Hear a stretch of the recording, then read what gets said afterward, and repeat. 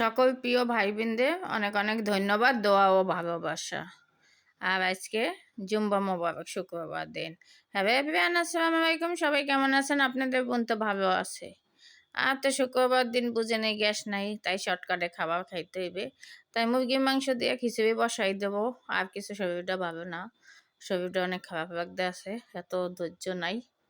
আর এই জন্য শাক ঠাক কাইটটা থিয়া দিছি ফ্রিজে। আর এই খিচুড়ি রান্না করে সালাদ দিয়ে দুপুরে এইটাই খাবো একবারের জন্য। এখানে ভাতের চাল ভিজিয়ে রাখছি। তারপর মাংসটাও আগে কষাই নিতে হইবে, মাংসটা না হইবে তো খাওয়া যাবে না। আর আমরা একটু অন্যরকম একটু ভালো মতন রান্না বান্না না হইবে কেমন জানি আমার ভালো লাগে না, একদম সিদ্ধ হইতে হয় বেশি। যাই হোক, মাংসটা সুন্দর মতন রান্না করে কষাই একদম সুন্দর মতন নিতে আসি। তারপরে এটার মধ্যে একদম হয়ে আসবে, পানি দিয়ে দিব। পানি দিয়ে আর একটু কষাই নেব, আর একদম সিদ্ধ জানি ভালো মতন হয়। আর এটা বুকের মাংস ছিল, মুরগির, খালি বুকের মাংস দিয়ে রান্না করতে আসি শুধু একবার। আমি 1 পট চাল দিছি ভাতের, আর ডাল দিছি 1 পট। এখন দেখি কতটুকু হয়, রান্না করবে তো। যাই হোক, চাল ভিজিয়ে রাখছি, হইতে থাকুক। আর এখানে মাংসটাও হইয়া আইতে আছে। আর এখানে মুগের ডালটা একটু ভাইজে নিতে হইবে। মুগের ডাল আর মুসুরির ডাল দিয়ে রান্না করবো।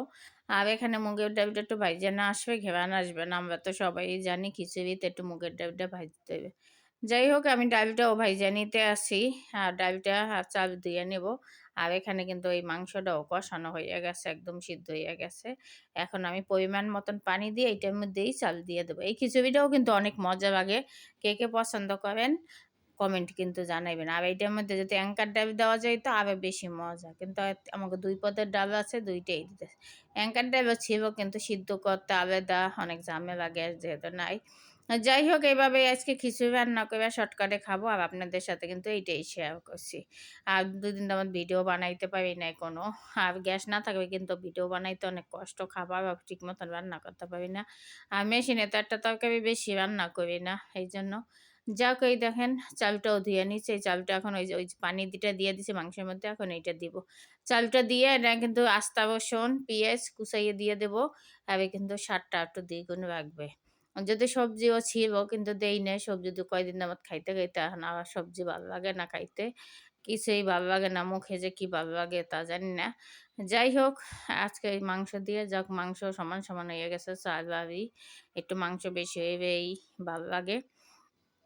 এইভাবেই এই যে রসুন পেঁয়াজ দিয়ে দিছি, এইভাবে আমি সবসময় রান্না করি। আপনাদের কাছে বোনের রান্না কেমন লাগে? আর সবাই কিন্তু একটু এটা পছন্দ, যারা যারা খিচুড়ি পছন্দ করেন, একবার আমার মতন করে রান্না করে খাইয়ে দেখবেন, অনেক মজা লাগে। আর এখানে কাঁচামরিচও দিয়ে দেব।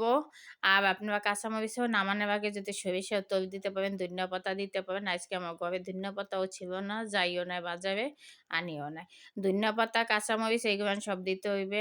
আর নামানোর আগে কিন্তু সরিষার তেল দিয়ে দিবেন, তাহলে আরো বেশি মজা।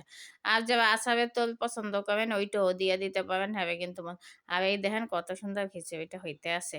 এখন আমি দমে বসাই দিব। দমে বসাইয়ে গোসল টোসল করে আসবো। তারপরে আইসা আবার বহিটে বসাই দেব। যাই হোক, এই দেখছেন এখন আমি ডাইকা দিয়া দমে বসাই থবো। আর তারপরে গোসল টোসল করে আসছি। এই দেখেন এখন খিচুড়িটা দেখবো কেমন হয়েছে। আর এরকম সবাই একটু আগে আগে রান্না করে দমে বসাইয়ে পরে খাওয়ার সময় আবার গরম করে নিতে পারবেন। এখন আমি এই যে কাঁচামরিচ দিয়া, আর এটা কিন্তু বাইরে আলো দেখে আবার এটা একটু অন্যরকম দেখায় কালারটা। যাই হোক, এক জায়গায় বাইরের আলো আর বাইরের আলো দেখা। আর এই যে এখন আমি গোসল করে আসছে, কাঁচামরিচ দিয়ে এখন মিক্স করে চুলার উপরে থিয়ে দেবো, তারপরে খাবো। আর এই দেখেন খিচুড়িটা কত সুন্দর হইতে আছে। যাক, এইভাবে রান্না করলাম খিচুড়িটা। আর খিচুড়ি দেখেন দিছি 2 পট, হয়ে গেছে 3 পটের মতন, অনেক খিচুড়ি হয়েছে। এইটা আবার রাত্রেও খাওয়া যাবে, সকালেও খাওয়া যাবে। যাক, কি করবো। আর বাইরের আবহাওয়াটা দেখেন কত সুন্দর দেখা যায় জানলার পাড়ে দিয়ে। আমার তো এই গ্যাসটা খাবার ভিডিওটা কিন্তু কাল সকালে পাইবেন। আর এই ভিডিওটা দেখেন, বড় হয়ে গেছে অনেক। সবাই ভালো থাকে।